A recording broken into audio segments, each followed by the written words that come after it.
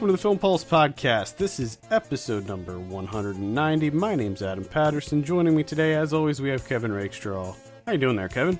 Doing pretty good. Fresh out of the movie theater. Fresh out of the theater. It's probably been a while since you've actually seen a movie in the theater, hasn't it? It's Sicario. Wow. Well, that's one. It's been a while. It's been a while. Unfortunately. Well, that movie that we're going to be talking about this week is Sam Mendes' latest Bond film, Spectre. That's going to be our only review this week.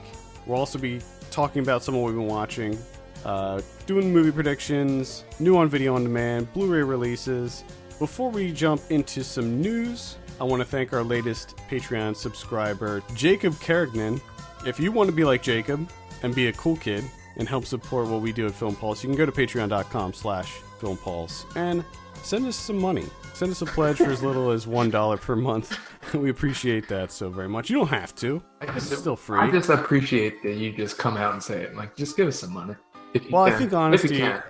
I think honesty is the best policy normally. So that's how we do it. We're very honest. I mean, a lot of people think that these like crowdfunding things, it's just people looking to pocket money, but that's really not the goal of our Patreon. I'm not pocketing any of the money. It's going right back into the site. Like, we have screenings to pay for, we have travel, we have hosting fees, all of this various things, and it would just be nice to have a buffer where we can cover that stuff, and that's where you guys come in. I would rather do that, have our readers and listeners and viewers support us, than have those ads that pop up that take up, you're reading an article, you're diving into a review or whatever, and then all of a sudden, boom, there's a full page ad that comes up and blocks what you're reading, and you have to click out of it, but sometimes the X is so small, you end up clicking on the ad itself, and it redirects you to some bullshit page. It just makes everything lag like crazy. Yeah. Or it just kills Chrome altogether. It drives me nuts. So what I would love to do is just have our site be completely listener and viewer and reader supported. So again, patreon.com/filmpulse. We appreciate that so very much. Let's start off by jumping into some news. First up today, Shane Carruth's The Modern Ocean has its cast revealed, which includes Anne Hathaway, Keanu Reeves, Daniel Radcliffe, Chloe Grace Moretz, Tom Holland, Asa Butterfield, and Jeff Goldblum, along with Carruth himself. Sweet Jesus. Yeah, what do you think about this? What do you think about Carruth going somewhat mainstream for his next movie? Please. I want to see what he does. I don't care. I want to see what he does. Because it's going to be something. It's going to be interesting. At the very least, it's going to be interesting. Obviously, we don't know too much about this movie. Now, we interviewed him a long, long time ago, and even back in that interview, he talks about this movie. This is a movie that's been kind of his baby for a long time. He's been trying to get this one off the ground for a really long time, but he's, if you're familiar with him, he's kind of, I guess he's kind of an auteur, really. He does everything. He likes to be in complete control over every aspect of his movies. And as such, he doesn't like studio involvement or anything like that. He likes to do everything himself. I mean, he even, when Upstream Color came out, he even distributed the damn thing himself. Yeah. So I think that he's really reluctant to relinquish any type of control over his films. However, this one, from what I understand, it's gonna require a much larger budget than he's ever worked with before. It sounds like it. Does he want full on naval battles? Yeah, like giant, it's supposed to be some sort of high seas adventure. So yeah, he's gonna have a big budget with this one. So he ended up signing to a big agency to help facilitate that. Yeah. So I guess along with that comes a pretty impressive cast. So it's pretty exciting. I think that he will probably have all kinds of stipulations in any contract that he signs that still give him full creative control. So I'm not concerned about, the big studio taking over his movie and turning it into something that he doesn't want it to be. Yeah. I'm not concerned with that at all. So I think that this cast announcement's pretty great. It's got a lot of great people in it. Looks like a fairly young cast with most of the people. Yeah. But I'm really excited. I can't wait. This is ridiculous. And I also like that he didn't wait, 7 years or whatever to get his next movie started. I think actually that's why it took Upstream Color so long, because he wanted to do this one after Primer, but it was taking so long that he ended up temporarily shelving it to do Upstream Color in the interim. Yeah. So, yeah, that's pretty exciting. This week, Duncan Jones was in the news quite a bit. So this is the director of the upcoming Warcraft movie. He also did Moon, and related to that, his upcoming movie called The Mute had a little bit of news come out this week. Now, this is another one that's been gestating for a long time. He's been working on this one for quite a while, but there's been some movement this week in that Alexander Skarsgård and Paul Rudd have signed on to be in the film, and it was also revealed that Sam Rockwell is going to be in it, and he's going to be reprising his role from Moon. So it's going to be taking place in the same universe as Moon. Mm-hmm. Mm-hmm. And this is fantastic. Very excited about this. So Skarsgård will play Leo, a mute bartender in a dystopian Berlin, and Rudd will play a mysterious American surgeon. Mm-hmm. So it's going to be kind of a Blade Runner-esque theme, I think, or aesthetic, rather. I'm all about it. I'm all about it. This is a good week of news. Yeah. Well, there's some sad news that's coming right up after this. Oh. But Clint Mansell will also be doing the score for this one. He's the same guy that did the score for Moon, which was a fantastic score, if you remember that. Very, very exciting. Very exciting stuff. I think that Duncan Jones has a lot of promise as a director. He's only had 2 movies out so far. He did Moon and Source Code, but I liked both of them quite a bit, especially Moon. So I'll be very excited to find out more about The Mute. Now, it should be noted that this is nowhere near getting off the ground as far as pre-production or anything like that. This is from a pitch that they're putting together, a sales package rather. So they're currently shopping it around, and adding Alexander Skarsgård and Paul Rudd and Sam Rockwell into the sales package makes it more likely to get picked up by someone. Yeah, it's a pretty good pitch. Yeah, I'm sure that he'll be able to do it. Although, I don't know, depending on the budget. If it sounds like it's probably going to require a pretty large budget. So maybe that's why they're doing this in the first place, rather than trying to just go right to investors or whatever. I don't know. We'll see. Next up, Melissa Matheson, the screenwriter of E.T., passed away this week. She was 65. She also wrote the screenplay for Spielberg's upcoming adaptation of the Roald Dahl book, the BFG. Mm. So very, very sad news for that. Also, this is actually this just happened. I believe I just read about this morning. Gunnar Hansen, who played Leatherface in the original Texas Chainsaw Massacre, also passed away, and he was 68.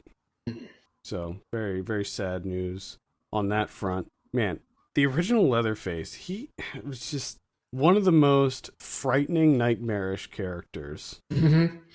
Mm-hmm. And they never quite, at least in my opinion, they never quite nailed the character of Leatherface in any of the sequels or remakes. I don't know if it was his mannerisms, but I don't know. They never quite got it right again after Gunnar Hansen. So very, very sad news on both of those unfortunate passings. Yeah. New trailers this week. We have Warcraft. So I played World of Warcraft a bit. I was never like super into it like a lot of people, but I did play it, so I am familiar with it. And I gotta say, the trailer's looking promising.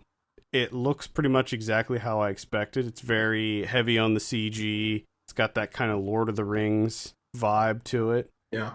Where it's set in a fantasy world, but it also looks kind of gritty. I think it's promising. I think that maybe this is going to be the movie that kind of breaks the video game curse. I hope so, at least.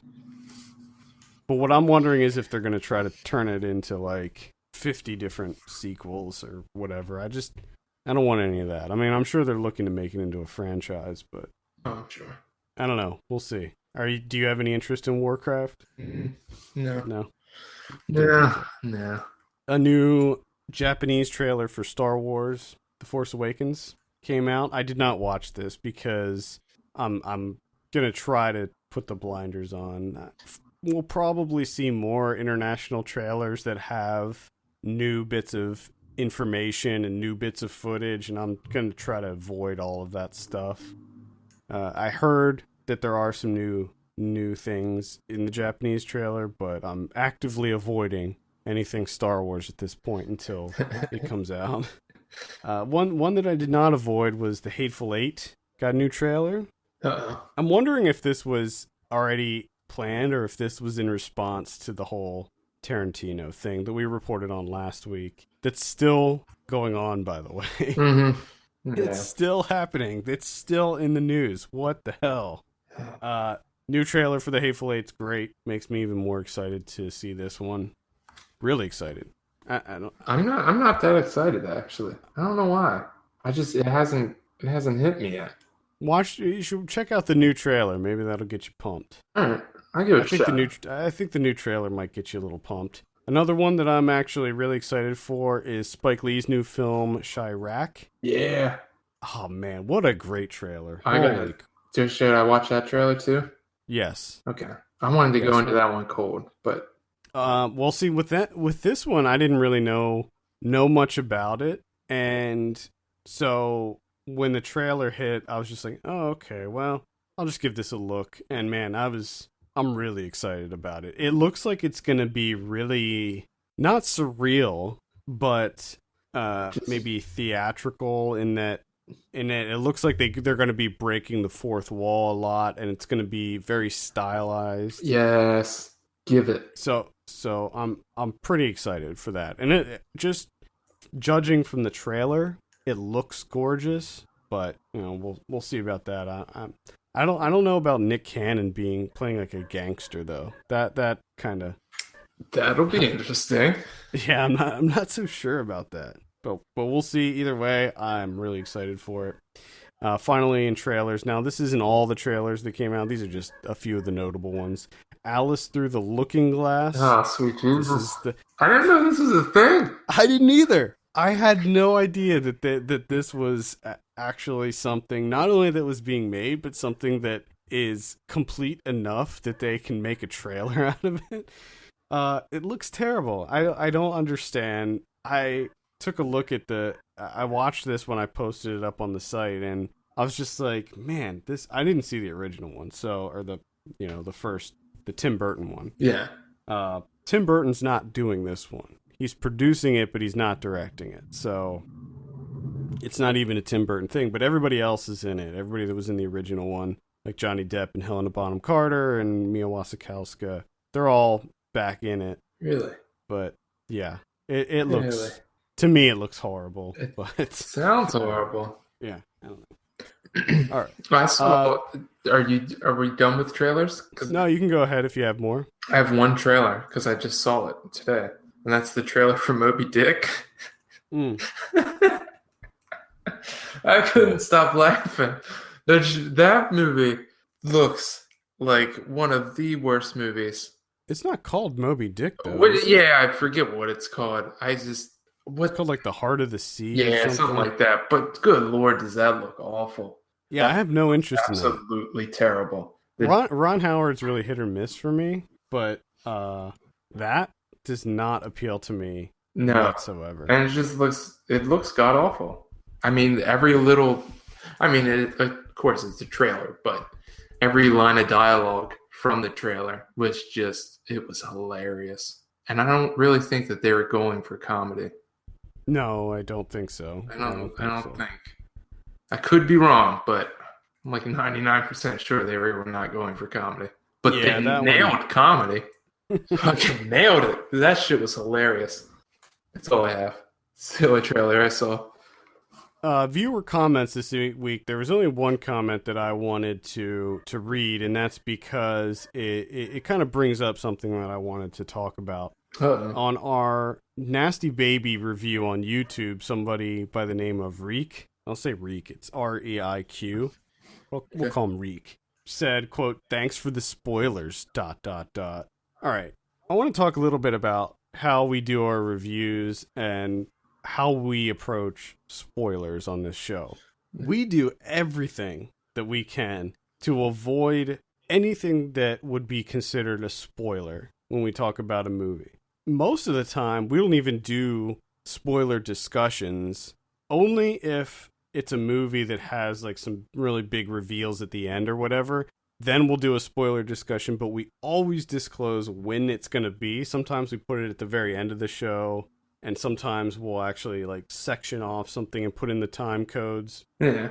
But we always avoid spoilers. Now with Nasty Baby, spoiler. We specifically said It's in the said synopsis that we in the synopsis of the movie, and if you see the trailer of the movie at the end, they show something at the end that kind of infers what happens in the movie.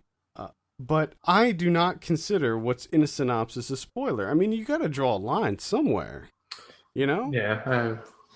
I'm so tired of people and their spoilers. Like, if you are really worried, like if you're going to get upset if something gets spoiled, or that you're worried that that's going to happen, then don't fucking listen or read reviews for the damn thing. Just go see the movie. Yeah, just if you're not sure whether or not you should go see a movie, and you should kind of know. You should. I mean, you're the only person that can know if you're interested in it or not. And plus, the only way that you would not be spoiled, quote unquote, with Nasty Baby is if you literally knew nothing about the movie at all. Like, even if you're going through iTunes and looking for a movie to rent, the synopsis is right there. If you're looking on IMDb, which is where we read the synopsis, it's right there. You know? Come on. It's time people need to take ownership of their taste. You should know by now what you're interested in and what you're not interested in, and just go see it. Yeah, just go see it, or if you absolutely have to know what critics thought, just look at the Rotten Tomatoes score. If it seems like a reasonable score, don't read any of the reviews, don't read any of the little blurbs. Just go see it and then read the reviews and see what other people thought. See if your opinion about it, differs from theirs, or maybe you missed something that they saw or whatever. Nah. When I read reviews, I always do it after the fact. Oh yeah. Unless it's a review that I'm actually editing for the site, in which case I don't have much of a choice. But I always read reviews after the fact, so I can see if there was because it's just interesting to see what other people picked up on. To me, it's almost a conversation, like a discussion piece. Yeah. I don't understand people that read reviews before they see a movie. I don't understand that. Well, I think by and large, a lot of people read reviews as kind of to see if they should bother paying money to go see a movie. And like you said, nowadays you have so many things. You Metacritic, you go see what the score is on IMDb, what the Rotten Tomatoes percentage is. You probably or some letterbox group or Facebook group. Yeah. Just look at if you want to know what a good community score is, look at the letterbox ratio and see how many people are giving it like 3s and 4s and 5s. And just the easiest thing is, number one, you're probably following people that have somewhat similar taste to you. You just go into like the watch section of it, where it just shows the little avatar of them and their name, and then just what their star rating was. It doesn't show any review or anything like that, and it's just a whole list of them. You can just scroll down through and see what you're working with. Yeah, and I think that works better. If you go to Letterboxd, that works better than an aggregate site like Rotten Tomatoes or Metacritic, because a again, we've talked about this a million times, but those aggregate scores are not nearly as accurate as what most people think. If a movie has 87%, people are going to think, well, like, oh, that's a brilliant movie. That's like, that's awesome. But it's 87% of critics gave it a fresh score. Yeah, and then you got to consider too, like you don't get to like cultivate, who you're looking at here. I mean, it could be 87%. 87 Peter Travers. Yeah, all these people, all these film critics that have the exact opposite taste of you. Right.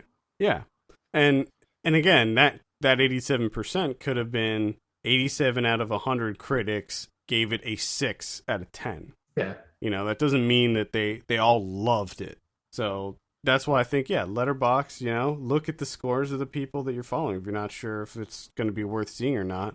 But if you read a review or listen to a podcast that has a review, I stand by our statement that we do not spoil movies. If there are big twists, if there's something huge that happens at the end. Yeah, because we're not going to say what it is. We didn't say who died.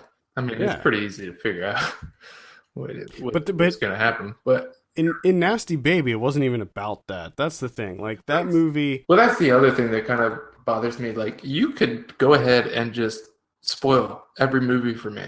Because I don't really care. I want to see how it's done. I'm still going to be interested in to see the execution of it. Yeah, exactly. Yeah, it's like seeing a documentary where you know that's what happens, but you still see it just because of everything else. Yeah. Like, you may know what happens in Nasty Baby, but you don't know the circumstances. You don't know what leads up to that, and you don't know how they execute it. Yeah, that's the interesting thing. If you're only interested in narrative, then you should be reading books. Yeah. Or again, actively avoiding any reviews. You get your James Pattersons. They got like 800 of those. Pick them shits up. There's a lot of those. He comes out with one every week. True story. Also, I feel kind of bad for judging this person, or like we just went on a tirade of like how you should be. Well, you don't have to listen to us. You can do whatever you want. It's your life. Yeah, but there was this one person's comment, but it was something that I wanted to discuss because I think it's like an ongoing thing. The whole spoiler thing. It's a never-ending thing. And I don't know if we've ever really talked about our specific procedures and policies when it comes to avoiding spoilers. I remember on Letterboxd I wrote a review for Whiplash, and I just I started off with like there should be a moratorium on the T-bone collision in movies. Oh, and it was like fucking spoiler, dude. And I'm like, that's not even like that's like a small thing in the movie. How's that a spoiler? They wouldn't know that that's a spoiler.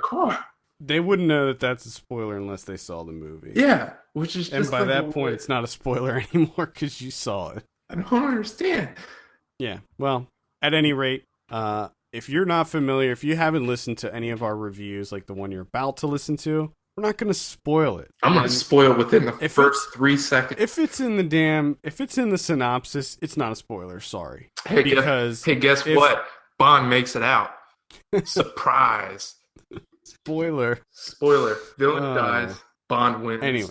Anyway, let's talk about some Spectre. So this is directed by Sam Mendes. I thought we just discussed it.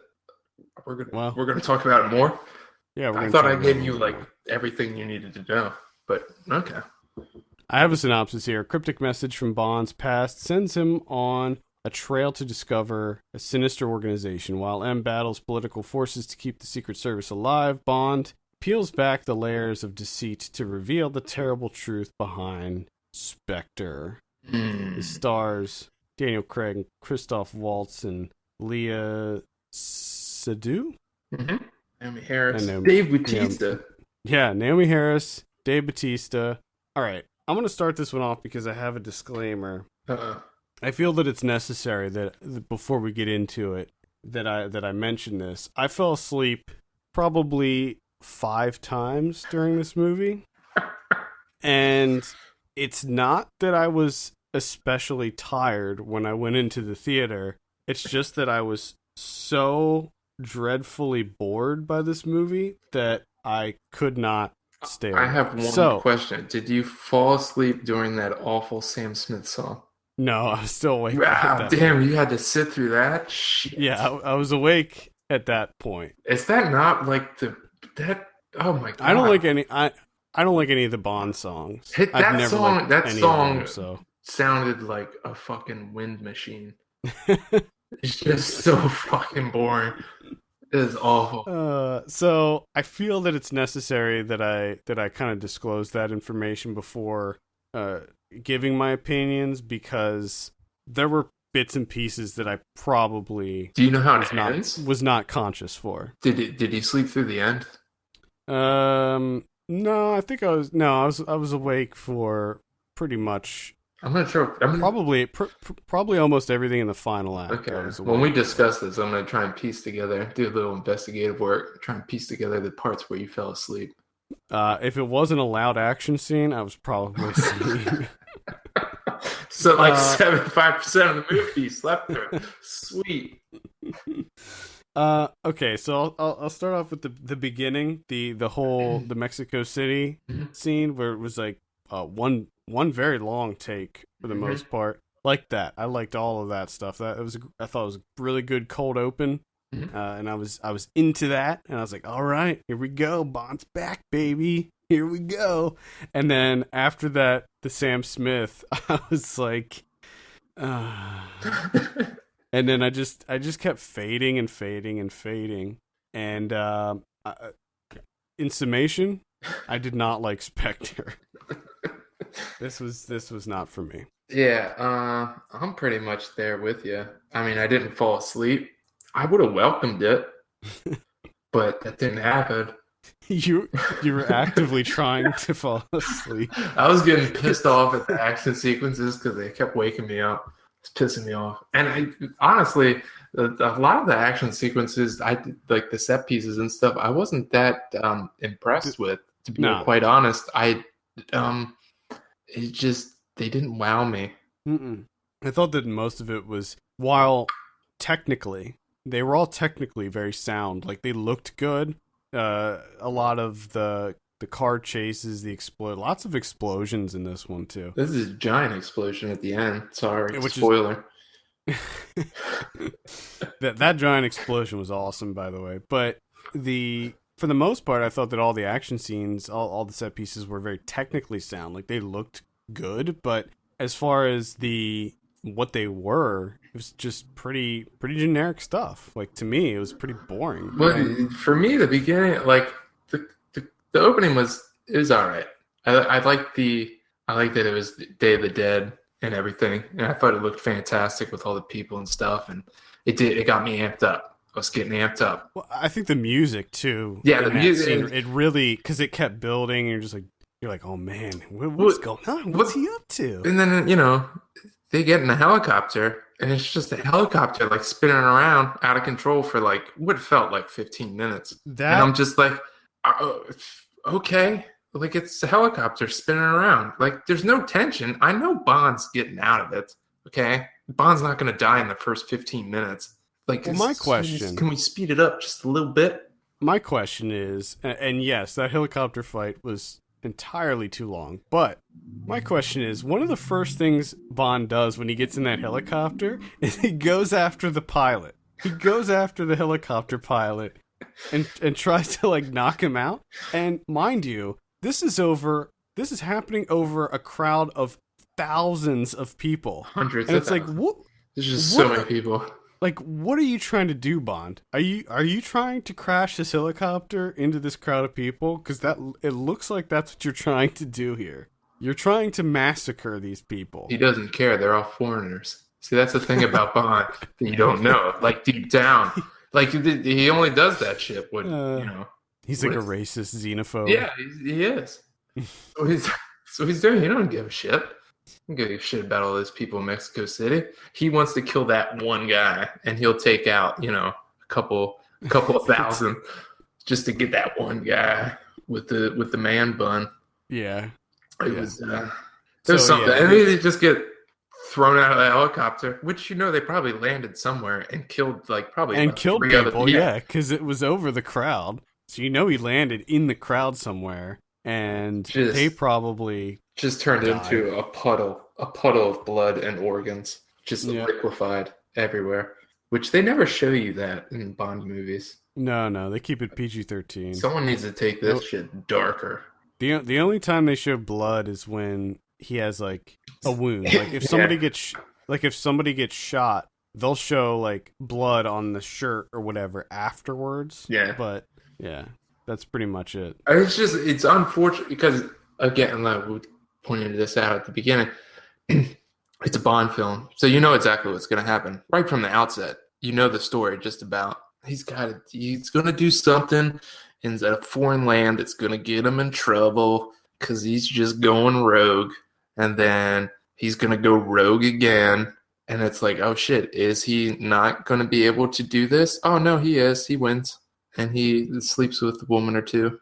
Yep. But see, this is the thing. Like this one felt more like a classic Bond movie than the other ones with Daniel Craig to me. And if you're gonna go that route, then you gotta go all in. So like you have Christoph Waltz as the villain, and who is so underutilized in this movie. What was the point?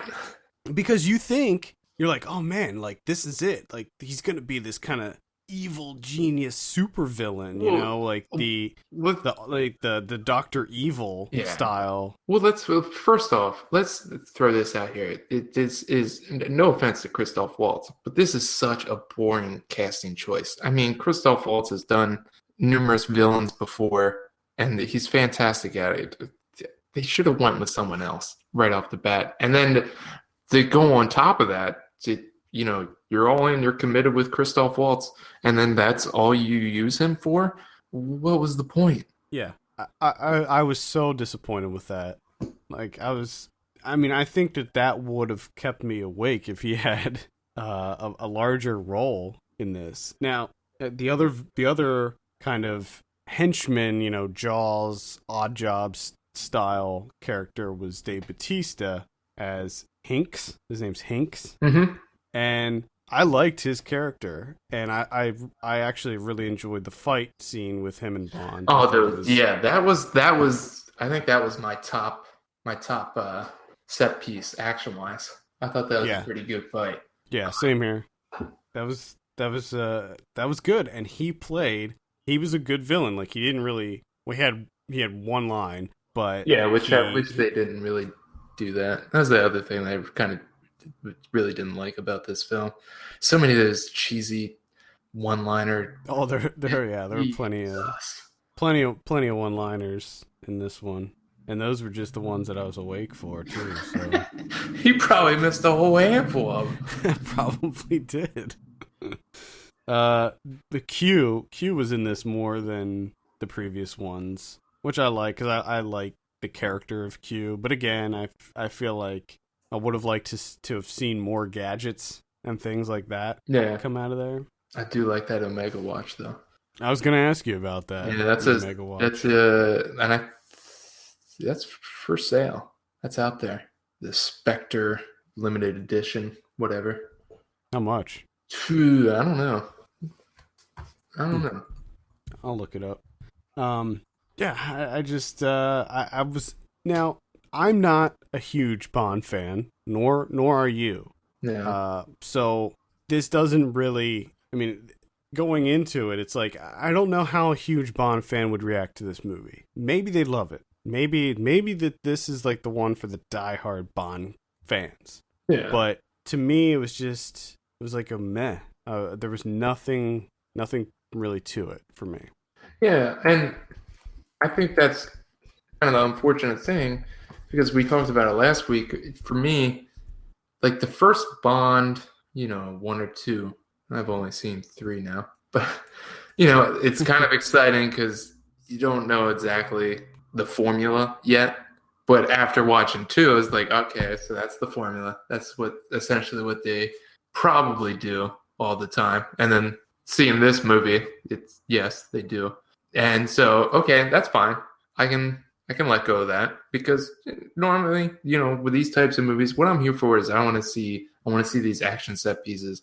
I want to see things that I'm never going to see ever. You know, I want to see a helicopter smash into a bridge. I want to see a whole compound of data collection explode. That seems like fun, and I got to see that, and it was fun. So that's kind of what I'm here for. And just unfortunately, a lot of them were just kind of boring. There just wasn't that much excitement in these action set pieces. Yeah. The watch is $7,500. $75. Yep, looked it up. Yeah, I completely agree. It wasn't interesting to me.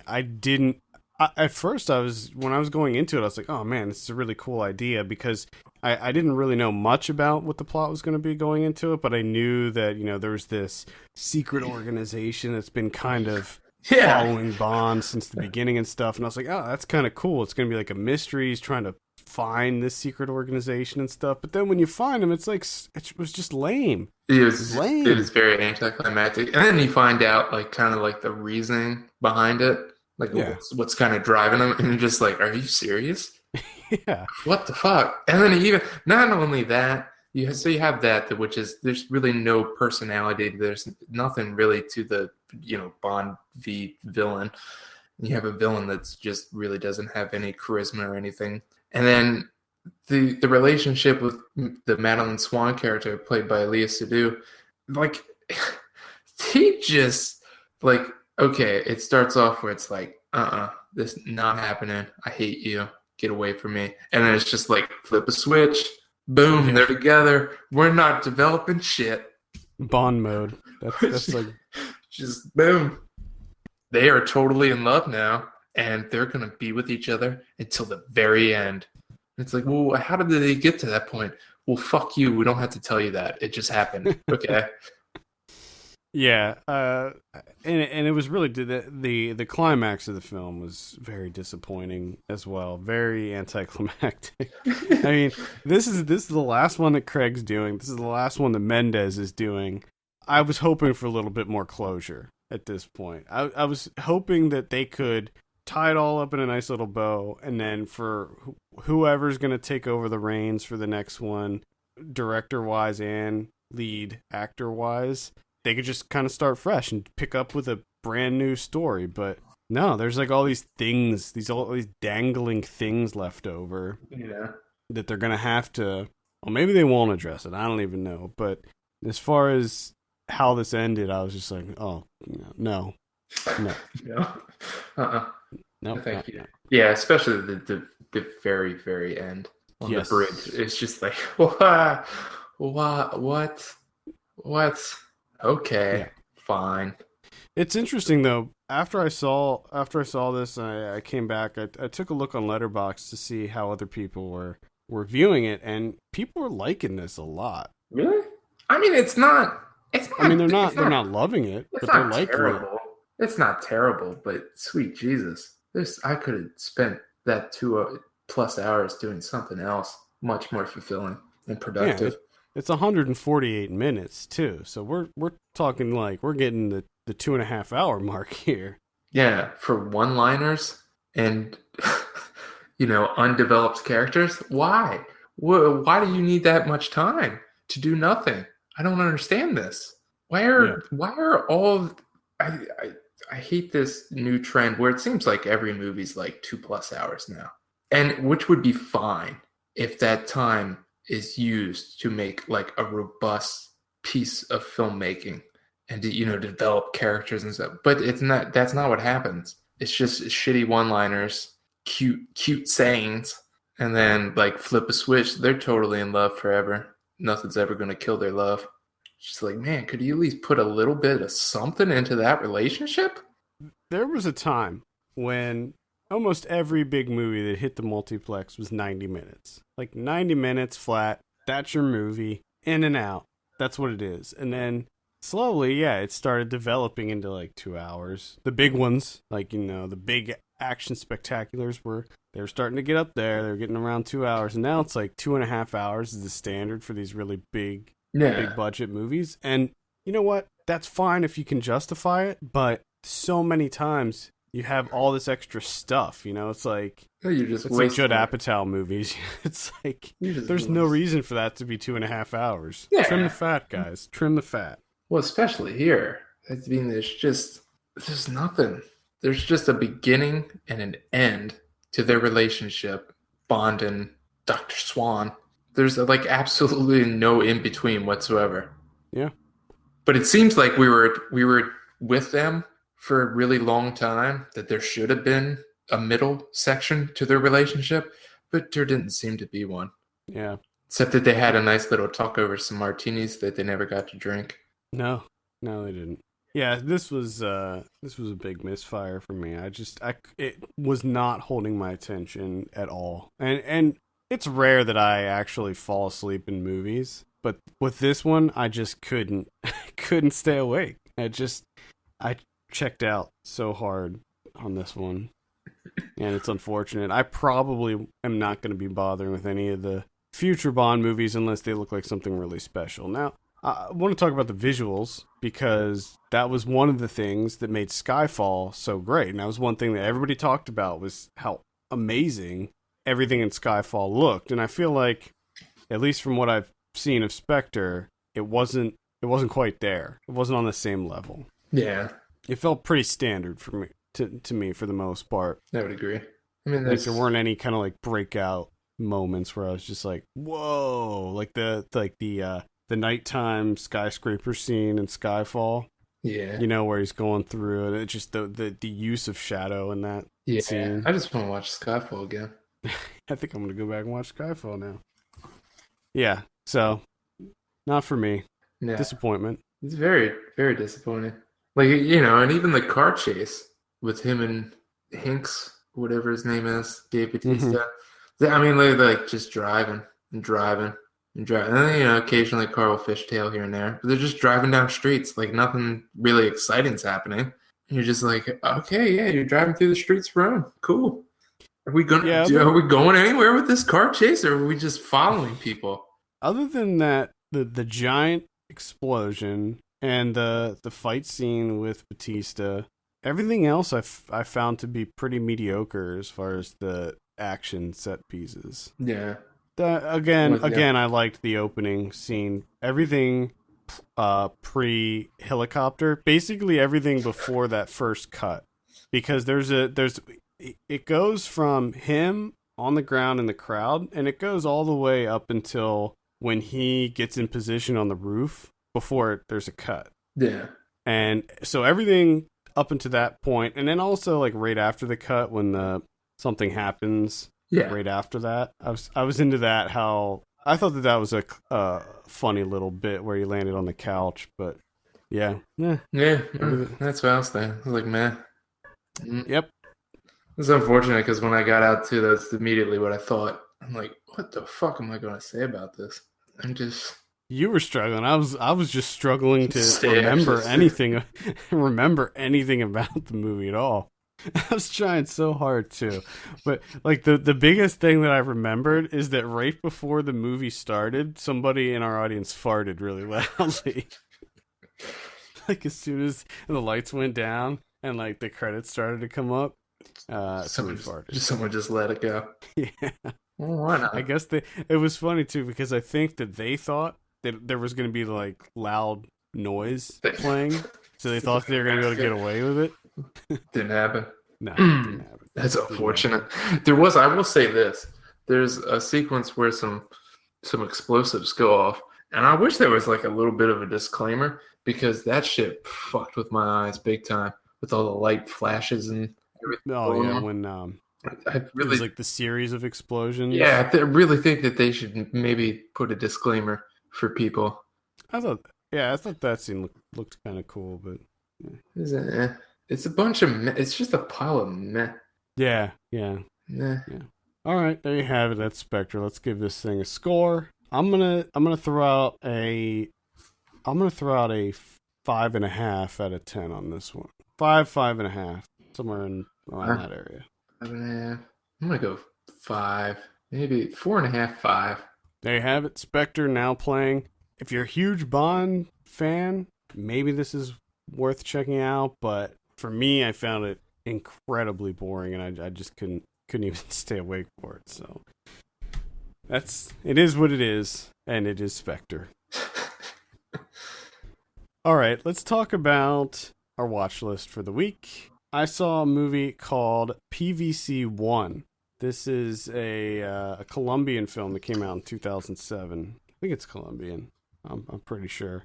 It's shot in real time, no cuts, and it's about it tells the true story of a group of terrorists who break into a family's home and stick a bomb around a woman's neck, and it's made out of PVC pipe. Hence the title. Mm-hmm.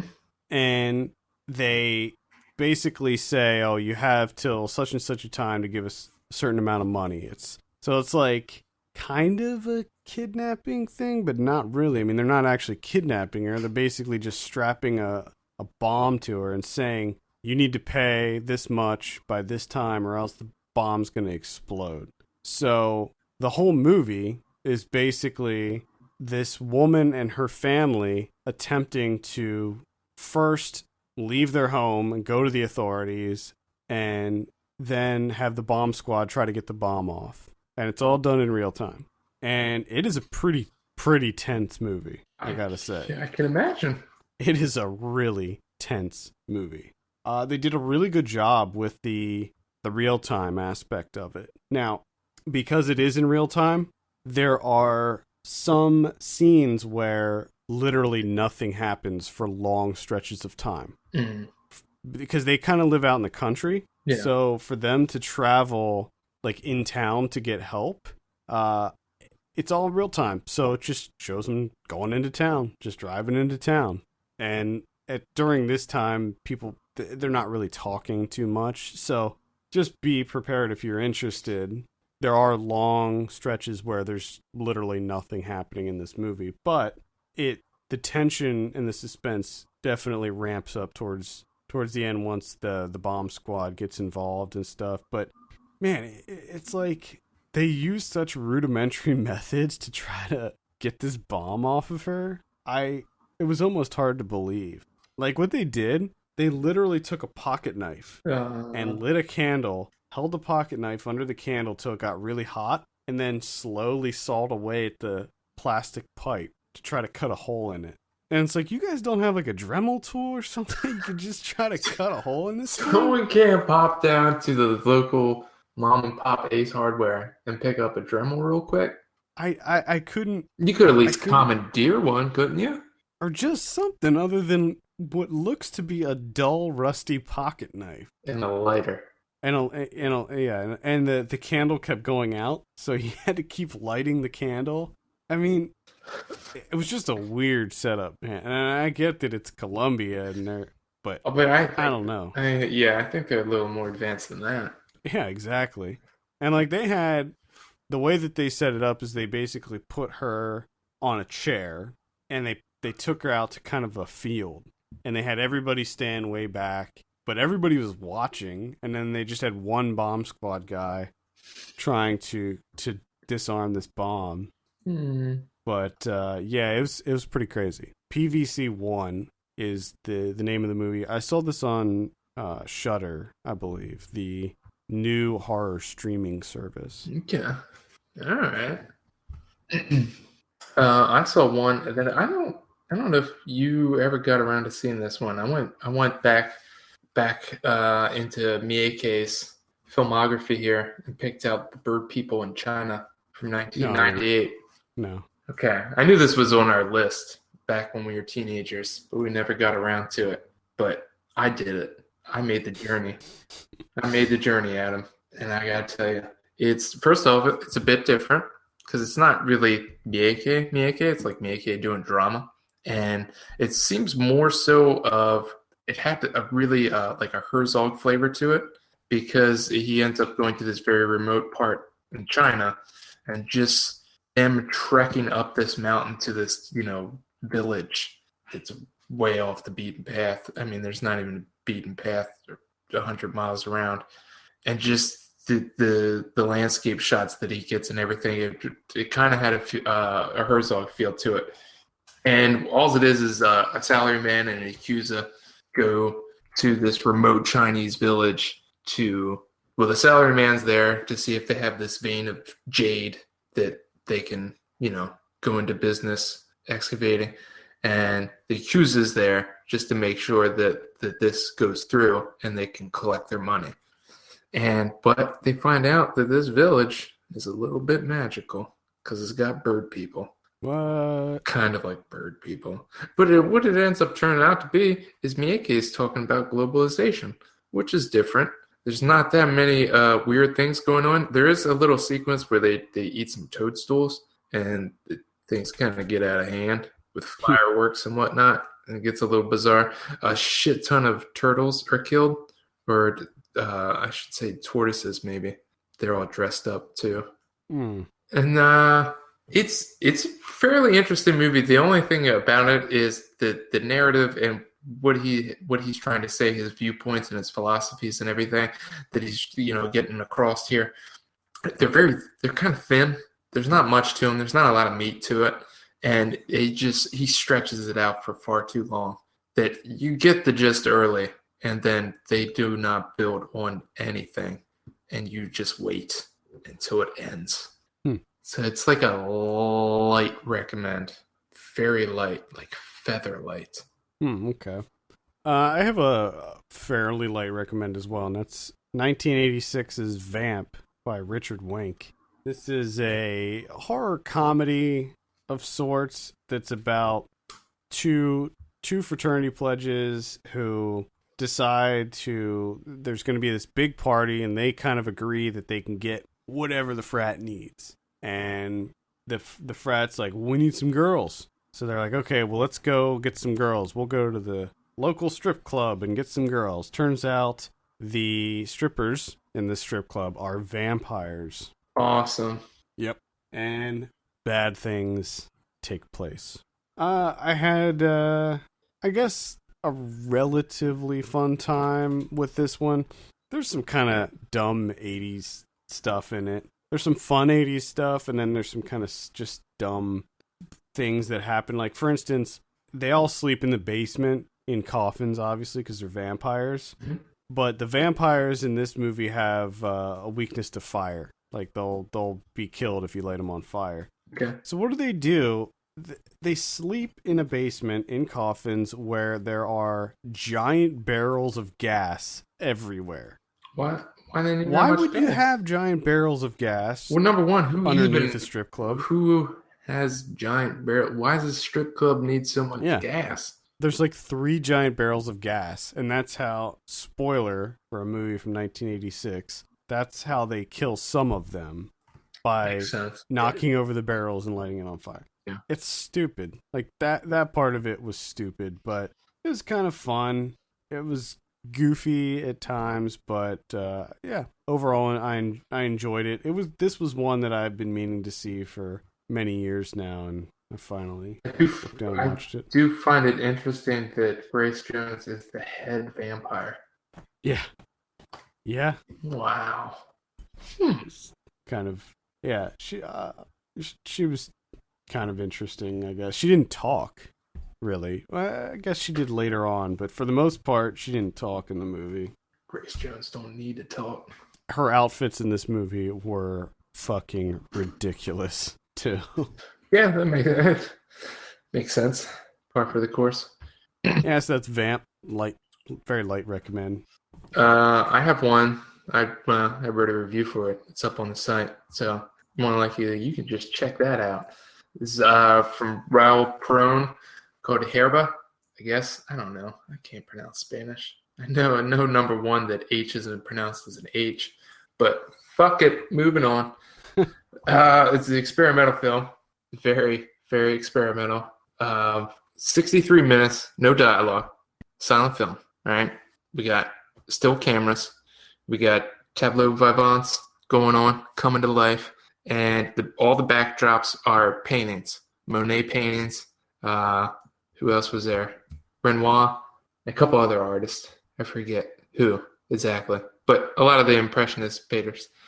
Those are the backdrops, and then these the four central characters, a couple, two women, two men. They're kind of projected. They're either projected on to the painting, or the painting's an actual backdrop, and they're kind of walking through it. There's certain times where they kind of blend the characters into the painting itself, so it makes it look as though they're in the painting, moving around. It's all fairly interesting. I think, again, and I'm always going to be this way, the thing that really got me is that I really haven't seen this before, and I don't know what to compare it to. I don't think any comparisons exist. At least if they do, I am completely ignorant of them existing. And if they do, let me know, because I'd like to watch more of them. And the best thing is, it's very interesting. Just experiment going on here that doesn't wear out its welcome. It's only 63 minutes. It's not like it goes on and on and on. It does what it wants to do. Again, very intriguing, and then moves on. So, and my guess is, I doubt that this is going to come out anywhere. No, I don't think it's. This doesn't even have an IMDb page. No, to my knowledge. No, I had to add this to Letterboxd. Okay, so and I was the only one that's seen it so far. But maybe down the road it might pop up on Fandor, like in a couple years or something like that. Because honestly, when you see it, if you see it, you'll kind of understand. Like, I don't know how the hell you can't market this. I mean, if this could be another like installation type thing where like Museum of Moving Image or something. Yeah, it would definitely work in that capacity. Yeah, so check that out if it ever sees the light of day. Hopefully, Hierba. It does. Hopefully, I think H is like an Hierba, maybe. I sure know. My wife even talks to me in Spanish.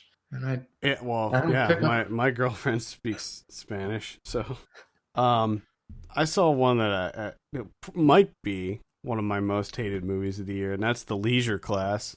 This is available on HBO Go or HBO Now. It's the Project Greenlight movie this year, so I don't watch the show Project Greenlight, and after seeing this movie, I realized that I'm very glad that I did not spend, I don't know how many episodes there are. We'll say 12. 12 episodes leading up to this movie, which is a complete pile of garbage. Really? Oh my God. It is unbelievably horrendous. Is it better than the Battle for Shaker Heights? I didn't see that, so I don't know. Wasn't that like the first one? Yeah, that looked bad. Yeah, that was the one with, that was the one with Shia LaBeouf. Uh-huh. Yeah, I didn't see that one, so I don't know. I've never seen the show at all. Even though it seems like the kind of show that I'd be interested in, it always has that kind of reality show vibe to it that's always made me stay away from it. So anyway, this is directed by Jason Mann. It's basically about it kind of takes place in an engagement party as it turns out, the husband to be is lying about who he is. He's pretends to be this guy who's like an expert in nonprofits and stuff, and he's basically trying to swindle. He was originally trying to swindle this guy out of some money, but things got a little bit out of control, and the guy introduced him to his daughter, and he kind of fell for the daughter, and then they ended up getting engaged very quickly. And at the engagement party, this guy's brother shows up, and he's kind of this crazy drunk. He reminded me of Dudley Moore a little bit. Okay. Where he's just constantly hammered the entire time and acts like a complete freaking idiot, non-human the whole time. All right. This sounds awful. Where he just says like the most ridiculous, embarrassing things. Like he has no filter whatsoever. Oh man. And it was just unfunny. It's a comedy, but it was not funny even in the slightest bit. They tried to go down a little bit of a dark path towards the end, but that doesn't work either, because they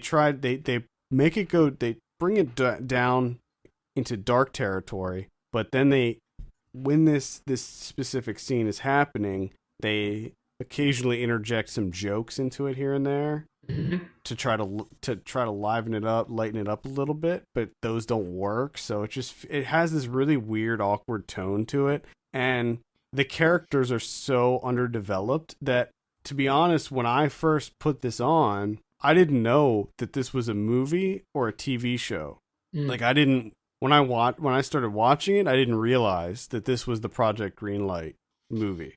I just saw it listed as a new release on HBO, and it just from the synopsis, it sounded interesting, and I thought that it was like a pilot or something. And I realized that it was 86 minutes long, and I was like, "What? What is this?" And it doesn't feel like a complete movie at all. It is. I'm done talking about it because it's not worth my breath. It is terrible. It's just an awful experience. Project Greenlight just keeps churning out the hits. Shit. I mean, that's the way to make a movie. From what I understand, there were like a lot of issues. Well, yeah, with production. There has to be. That's the only. If there weren't issues, it couldn't be a TV show. Like, just imagine if like everything ran smoothly and they just made a movie that was actually somewhat decent.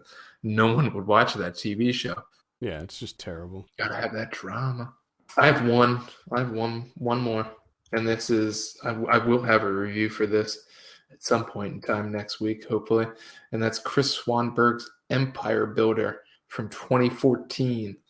Pick this up it is on Vimeo, Vimeo on demand. I got it for rental is $2.99. Check this bad boy out. It's a feature? It's a feature. 72 minutes. 72 minutes on that bad boy. I thought her first one was Unexpected. No, she even has one before this. It was great, but I was ready to come home from 2009. Which is also on Vimeo on demand. You can pick that up. Empire Builder. Very, very simple. Very simple. Of course, you got the Swanberg baby in there, front and center. Old Jude. Caitlin Scheel and Joe Swanberg play husband and wife, and she ends up inheriting a house in Montana. So she takes the baby, moves on out to Montana, this great swath of land with this house, and they hire this guy that comes by and fixes up the house and the surrounding area and stuff. And a lot of time is going to pass before Joe Swanberg, the husband, is able to come out and meet him. So guess what happens? Take a guess. He's got this Montana guy who's, young, taking care of everything. So they end up getting a little bit of a relationship. What? Yeah. Starts off, it's a will there, won't they situation where that they will because there's no one around. And it's a movie, so something has to happen. And the interesting thing about this movie, what I liked the most, is there's a small amount of things that happen, and almost nothing is discussed.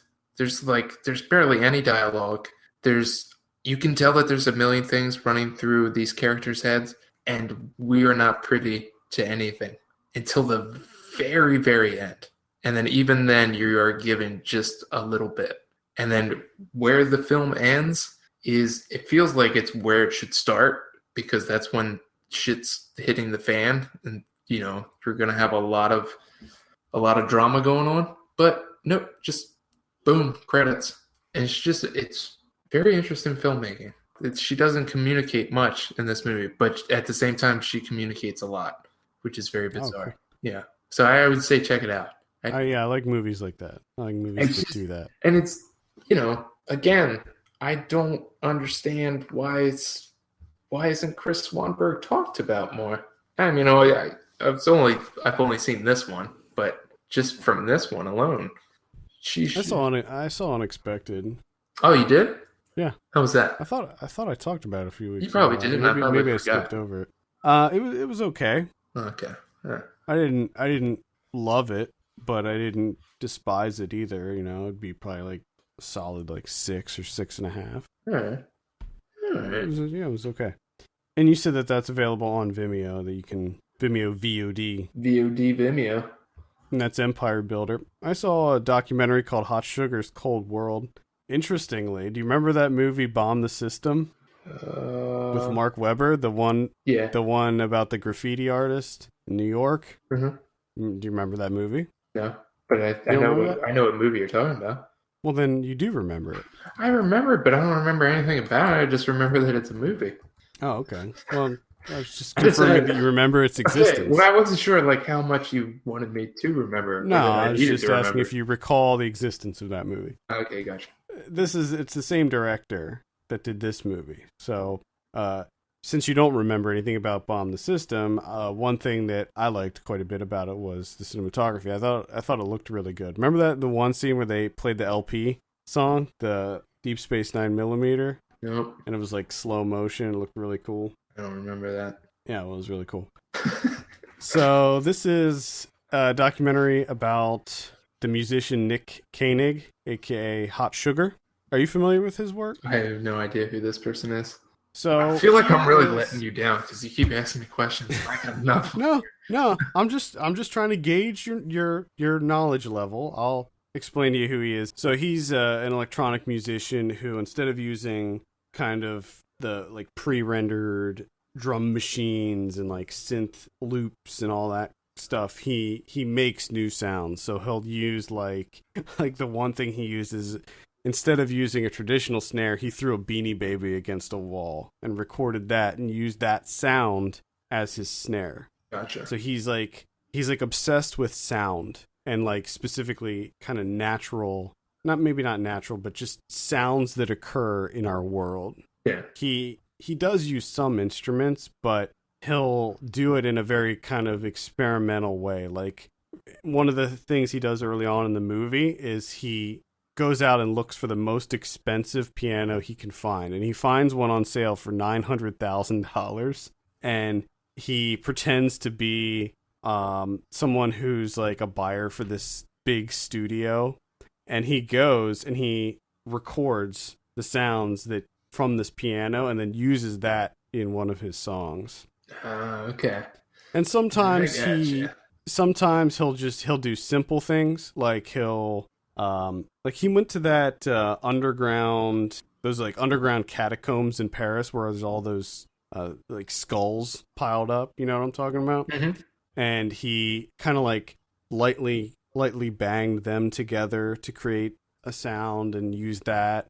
One thing that he likes a lot, that he talks about a lot in the movie, is recording silence, because like he'll go into a room and just record, just like hit record, because, you know, every room has its own version of silence, you know, due to the various factors. Yeah, that because of them acoustics.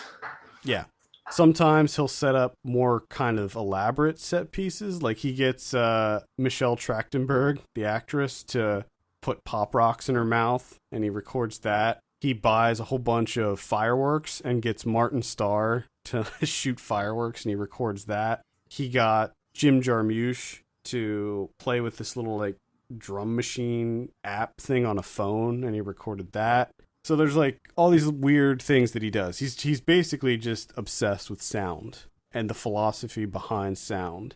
And the documentary kind of just is a glimpse into his mind and his world. And it's not, the reason I liked it, and I have a full review up on the site for this. The reason that I liked it is it's not a traditional rock doc, and it's not a traditional kind of like talking head doc either. It blends these kind of fantasy elements into it, where, like I said, he sets up these kind of elaborate set pieces with people that are not entirely nonfiction. You know, they're staged, yeah, but they're still interesting to watch, and they're still kind of a reflection on how he thinks and like his philosophies on life and stuff. And it's a little pretentious at times, but it's still visually very appealing. It looks gorgeous for the most part. It's got this kind of Harmony Korine, like white trash chic vibe to it. Oh, you gotta get that. Do you know what I mean by that? Where, like in his the clothes that he wears, they look like these kind of like cheesy thrift store style clothes, and like the art that he has in his house is like the kind of art that you would buy at one of the beach shops in like Myrtle Beach, where he has this like portrait of a race car that has like LED lights in it. It's like the worst looking thing ever. And throughout the movie, you have these kind of periodic interludes where they just show like these old kind of animated GIFs from that you would see like on AOL in 1998 come up on the screen, like these really cheesy looking GIFs. Oh boy. And but the thing is, I really like his music. I think his music's really good. I would if you're not familiar with it, I would say that he's kind of like a blend of Rat-a-Tat and Aphex Twin, where his songs are more melodic than something that Aphex Twin would do, but he does like to experiment with lots of different sounds. Okay. And because all of the sounds that he uses are captured by him in the world through some means, most of his music sounds very original. Like it all sounds different and unique. Yeah. And the other thing that I like about it is he was saying that there's each of his songs has like a narrative, even though it's not really spoken. It's not like a spoken narrative, but there's a story behind each of the sounds. Like this is where I was at. This is the situation that I was in. So it was like, I don't know. I found that kind of interesting. Okay. All right. So I would recommend it. It's produced by David Gordon Green and Jody Hill. So it's got some, there's this really interesting scene too, where him and Martin Starr look up a guy on Craigslist to buy fireworks from. And they meet up with the guy, and his face is blurred out. And they have this kind of altercation with the guy, and he's like really creepy. And it's clearly, even though his face is blurred, you can tell that it's clearly Pat Healy, the actor Pat Healy, who's selling them the fireworks. So yeah, it's an interesting movie. It's available now, I believe, on VOD. Okay. All right. Sorry, that was a little long-winded. I didn't want to say it, but kind of was. Well, when I like a movie, I know there's some movies that I just have a lot. It is. I will say it's different when we get to the watch list and you're talking about movies that you like, because most of the time it's you like running through things that you hated. Yeah, yeah. So it makes me feel good that you actually got some good movies in this week. Yeah, yeah. I like talking about movies. I don't like particularly talking about movies that were just nothing. There's just nothing to them. There's nothing to say. Well, what, like Spectre? Yeah, like Spectre. So I saw Love. Gaspar Noé's Love. I did plan on seeing this, and I did see it this week. And guess what? Remember we were doing Ryan Watches a Movie, and we talked about how you knew that there's going to be some 3D ejaculate happening. Yeah. It happens. Yeah, you know it's in there. I wasn't sure. I suspected that it would happen. It happens. So I didn't hate Love. I didn't love it either. I didn't love Love.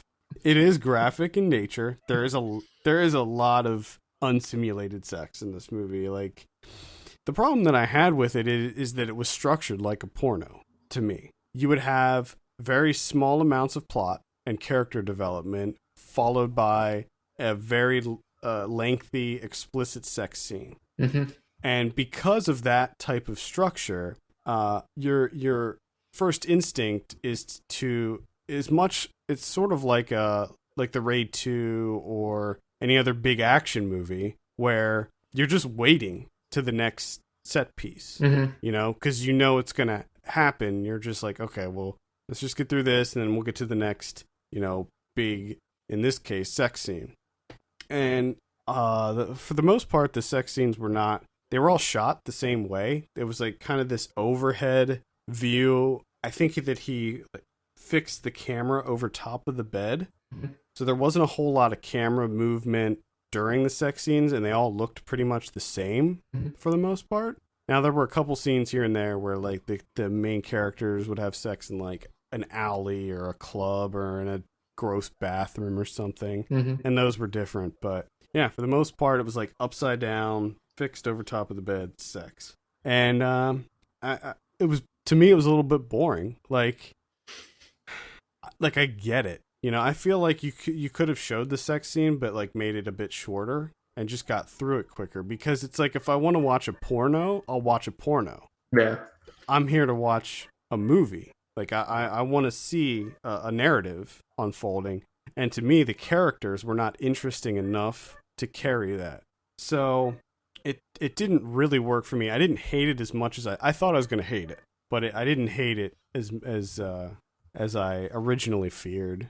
I just didn't love it. It looks amazing. I mean, I think that his movies all look really fucking good. And this one is far less disorienting. He in the other films, and again, I've only seen Irreversible and Enter the Void. In those two movies, it's very disorienting to the viewer. Like, he likes to flip the camera around, and he's like doing all kinds of crazy handheld stuff, and it's just swooping all over the place. This one is much more stable and grounded. The story is all told out of sync, so like everything, you have to kind of piece the story together, which I liked. I liked that structure. Because I think it would have been far more boring if it was all just kind of a lateral, timeline. Yeah.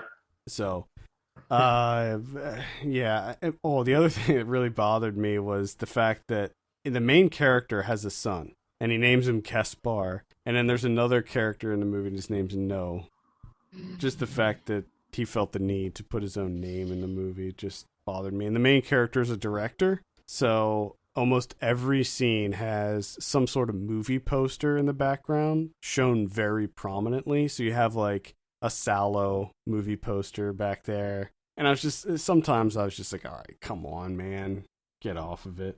So anyway, the only other movie I wanted to mention was Doomsdays. This is directed by Eddie Mullins, and this stars Justin Rice and Leo Fitzpatrick. And basically it's an indie comedy about two guys that spend their days breaking into summer homes of people and drinking their booze and smashing up their cars and then moving on to the next house. Okay. I think this is one you might be interested in, Kevin, because I actually did see this one over the weekend on Netflix, and it's like, yeah, I might have to check that out. Yeah, it's I wasn't into it at first. At first I was kind of like, because the characters are really, really unlikable, and they're just kind of gross, and I kind of hated them. But where it goes to some pretty interesting places, and it's very quirky, and I enjoyed it overall. I thought it was quite good, and you can see it on Netflix Instant. So okay. I think Eddie Mullins was started off as a film critic, and this is his first movie that he wrote and directed. Okay. Yeah, so check that out, Doomsdays. Let's move on and go over some predictions, shall we? So last week, Peanuts. You said 72, I said 76, actual 86. Ooh, all right, cool. Yeah, apparently that's pretty good. Spectre. You said 74, I said 78, actual 62. Oh, boy. Yeah. Yeah, that's the old Spectre. Oh, boy. Next week, the 33. This is the Chilean miner biopic. I guess you could call it a biopic, right? Yeah, it's a historical drama. Yeah, maybe. Enough time passed that you can call it a historical drama. Yeah, I don't know, really. I don't know what the cutoff is. Yeah, what are the parameters for historical drama? I'm not sure. What are you thinking on this one? This looks really sappy. Yeah. And I'm gonna say like a 52. I think that it might be scored a little bit higher than that. I'll say 63 on that one. And we also have By the Sea. This is the latest from Angelina Jolie. It's the one that stars her and Brad Pitt. There are a few reviews for this out now, and it's not looking good. No, it's not looking good. It's got like a 30-something right now. So I have not heard of this at all. I saw one trailer. It's definitely not my thing. I'm gonna say 38. Let's say 30. It's gonna go 30. And finally, we have Love the Coopers. So, is this that one where it's like can't re-gift family? Yeah. I do it. Oh, God. What are you thinking on this one? Try as you might, but you can't re-gift family. Can't do it. I'm going to say 24. I'll say 18.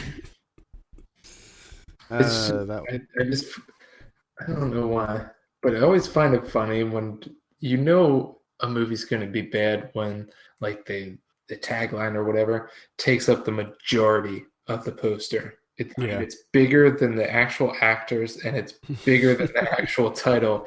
It just says you can't re-gift family. Like they're using that to try and hook you in. Like, oh, what do you mean you can't re-gift family? What's this all about? Wait a minute, I want to see this now. I need to figure this out. It's kind of funny. I want to check this movie out. If they got zingers like that in there, which we also have in limited release next week, we have Shelter. That's the directorial debut from Paul Bettany. Okay. It's I don't know what to think about that one. It's about I think two homeless people. I'm not sure if I don't know. Man Up. That's the one with Simon Pegg and is it Lake Bell? Yes. I saw this at Tribeca. I did not like it. It's a pretty standard rom-com. All right. Entertainment, the newest one from Rick Alverson. Jesus, please give it to me. This one I can recommend. When do I get it?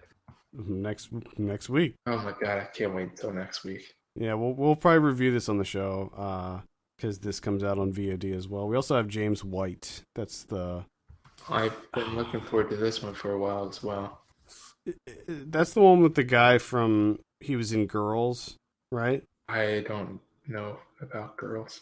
I'm going to say yes. I'm just going to go with it and say yes. I'm looking it up now to see if I'm right. Yeah, I'm pretty sure it's the guy that was in Girls. Yep. And yeah, Cynthia Nixon. Christopher Abbott and Cynthia Nixon. Yeah, got some Ron Livingston in there too. Yeah. Next week on Video on Demand, we have Shelter, Heist, which is one with, I think, De Niro's in that, and maybe Adrian Brody, too. It looks actually pretty bad. And Entertainment as well. So pretty light week on the VOD front, but I absolutely can recommend Entertainment if you're a fan of very awkward comedy.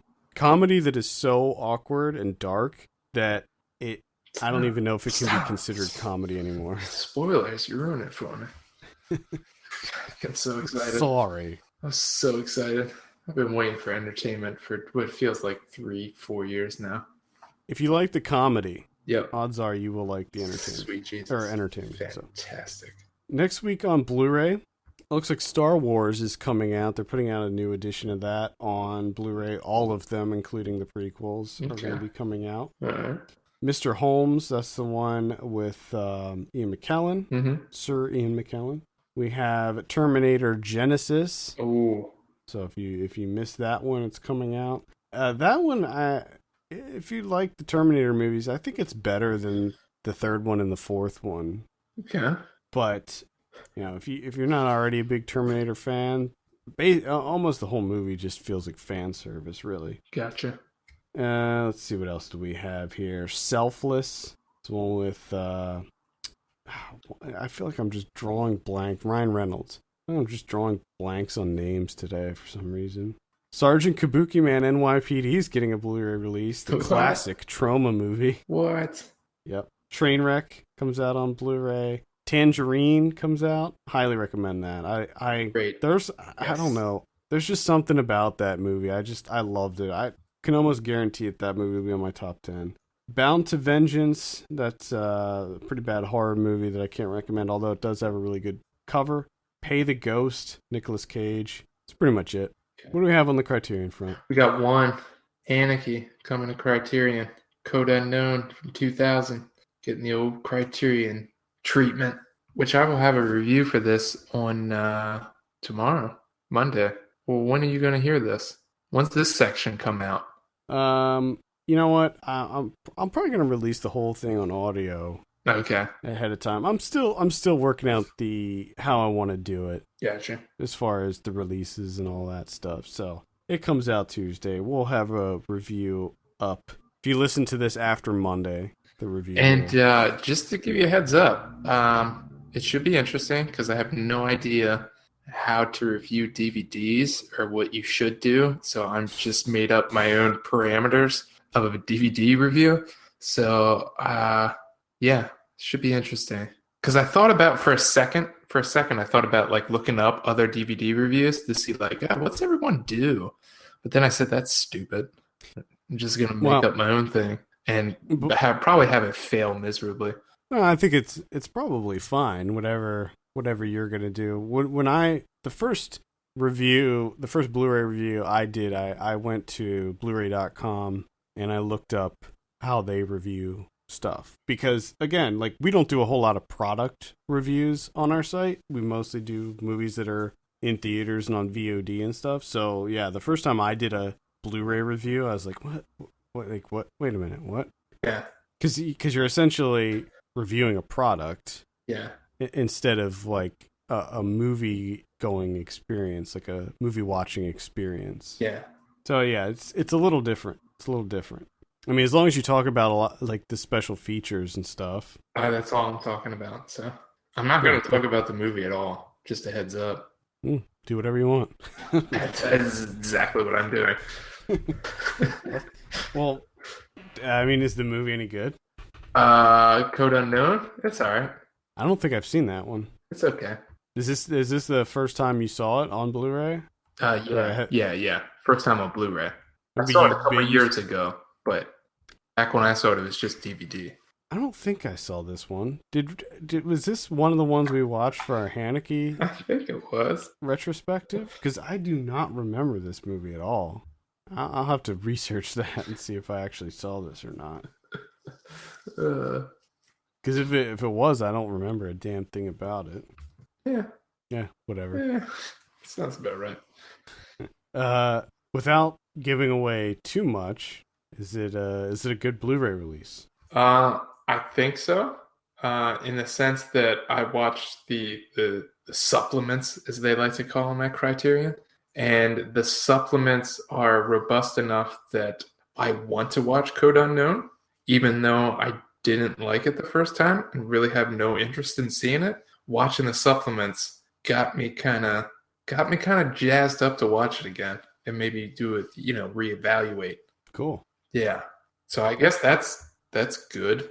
That's cool. I should mention, I was just looking at the list here. It looks like Shadows and Fog from 1992 is going to be out on Twilight Time this week as well. Okay. Which Twilight Time is that's like the Criterion.